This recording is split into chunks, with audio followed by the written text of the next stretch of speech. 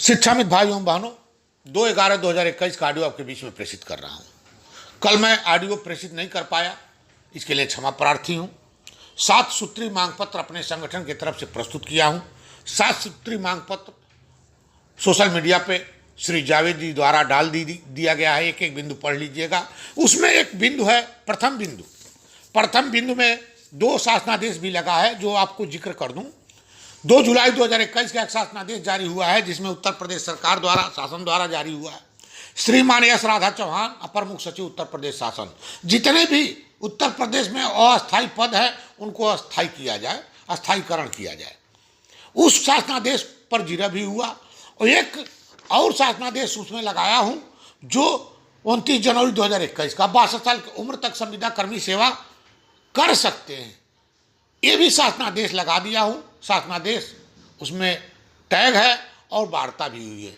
एक बिंदु दूसरा है, दूसरा बिंदु आप पढ़े होंगे कि शिक्षक छात्र अनुपात के अंतर्गत शिक्षा मित्र को जोड़ा गया। सभी संगठन के लोग अपने लेख में लिख भी रहे हैं कि उस पर कितना कार्रवाई हुई है और कितना कार्रवाई होने जा रही है। मैं नहीं बताना चाहता, क्योंकि सभी संगठनों ने अपने लेख में ही अपनी कार्यशैली बता दिए हैं और लिख भी दिए हैं। अंदर हम लोग एक होके जाते हैं, बाहर आते हैं तो अलग अलग टीका टिप्पणी करने लगते हैं। ये अच्छी बात नहीं है, ये अशोभनीय बात है। शिक्षामित भाइयों बहनों, एक नेताजी आज पेपर में बयान दिए हैं, 1000 की वार्ता हुई, 10,000 की बात हुई, ऐसा कुछ भी नहीं वार्ता हुई अंदर। और उनके संगठन का एक प्रतिवेदन भी शामिल नहीं हुआ है, और न ही उस संगठन में शामिल थे, वे संगठन की वार्ता में शामिल थे। जब शासन द्वारा, सरकार द्वारा वार्ता चालू हो गई है, आप देख लेना, बड़े बड़े संगठन, बड़े बड़े नेता आए और चले गए। आंदोलन भी आदर्श शिक्षा मित्र वेलफेयर एसोसिएशन बहुत लोकतांत्रिक तरीके से बड़ा बड़ा आंदोलन किया है, लेकिन वार्ता टेबल पे हुई है और टेबल से शासनादेश जारी हुई। वार्ता का क्रम जारी हो गया है और वार्ता के क्रम से ही परिणाम आएगा। 7 बिंदु पर एक एक बिंदु पे चर्चा हुई, उसकी टिप्पणी बनेगी और टिप्पणी बन के शासन में जाएगी और शासन में निर्णय लिया जाएगा कि यह टिप्पणी की शासनादेश कैसे, किस तरह जारी किया जाएगा। जब उत्तर प्रदेश सरकार द्वारा खुद शासनादेश जारी हो गया है कि अस्थायी पदों को अस्थायीकरण किया जाए, इस पे चर्चा डिटेल में होगी शासन में। 29 जनवरी 2021 के शासनादेश जारी हुआ, जिसमें 62 साल की उम्र की जिक्र की गई है, उस पर भी चर्चा होगी और उस चर्चा पर यह केंद्र बिंदु बनेगा। 62 साल की उम्र तक शिक्षा मित्र भी सेवा कर सकते हैं।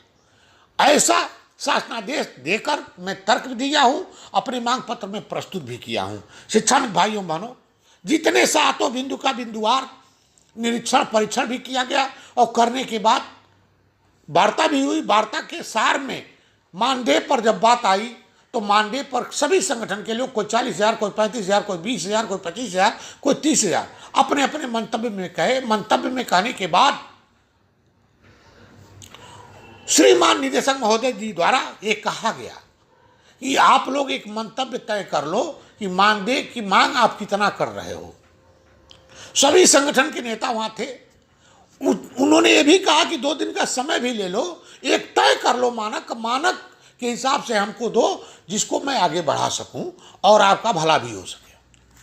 सभी लोगों ने तय कर लिया। वहीं पर मंतव्य तय करने के बाद सभी लोग एक सुर में कहे कि महोदय आप निर्णय लीजिए कि शिक्षा मित्र की रोजी रोटी, दवाई, पढ़ाई लिखाई कैसे चलेगी, बच्चे कैसे पढ़ेंगे, उसके लिए एक आधार तय कर लीजिए। उसी मानक के हिसाब से मानदेय का जो प्रस्ताव आपको भेजना, उसी के हिसाब से भेजिए और वही शासन में लागू हो।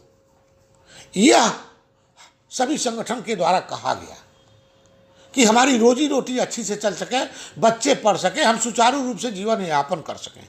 यह बात सभी लोगों ने कहा। डायरेक्टर साहब एग्री हुए कि ठीक है, यह आपकी मांग है, मैं इसको तार्किक ढंग से कार्रवाई समक्ष प्रस्तुत करूंगा। यह उन्होंने आश्वासन दिया।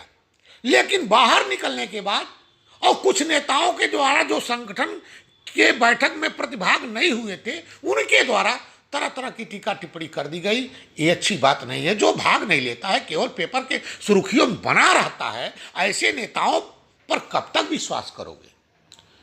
मैं बता दूं उनकी उदाहरण।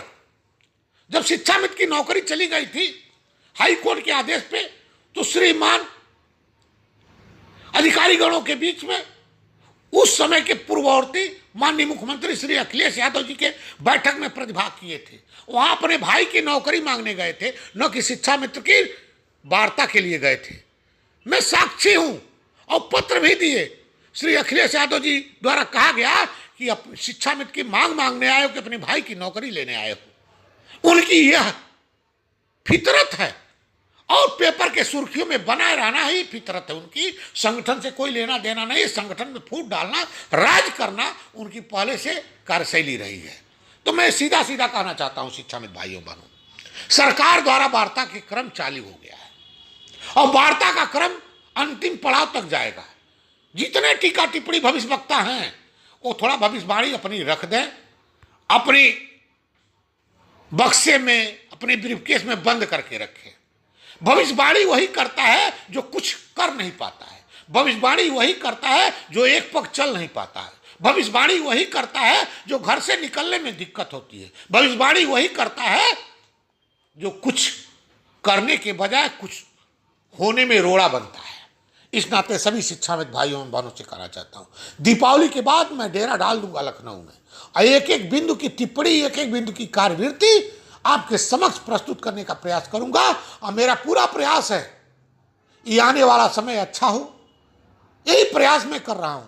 अब देखे होंगे सभी संगठन एक मुखर स्वर से एक कार्यक्रम आयोजित किया गया था, उसमें अपनी अपनी व्यथा, अपनी अपनी वाणी, अपनी अपनी सहभागिता व्यक्त कर दिए थे।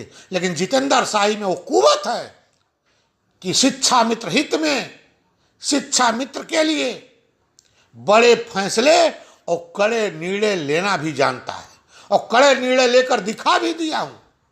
आप जानते भी होंगे बहुत से मेरे ही पदाधिकारी लोलुपता बस चोर बनने, चोरी करने चले गए थे, चंदा वसूली करने चले गए थे, उनके भी घर की रास्ता दिखा दिया हूं।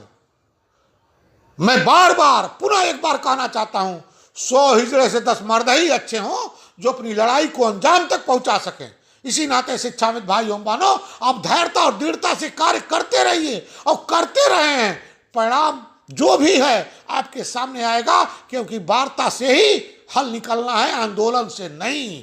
तरह तरह के दीप्त स्वप्न जो दिखा रहे हैं, दीप्त स्वप्न से आप विमुख रहिए। वह स्वप्न दिखाते रह जाएंगे लेकिन कारवां अंतिम पड़ाव तक उनकी नहीं पहुंचेगी, क्योंकि वो दीप स्वप्न दिखाकर आपके बीच में आए हैं, आने के पहले दफन भी हो जाते हैं। ऐसे लोगों से सावधान रहने की आवश्यकता है। जय शिक्षा मित्र, जय शिक्षक, जय हिंद, जय भारत।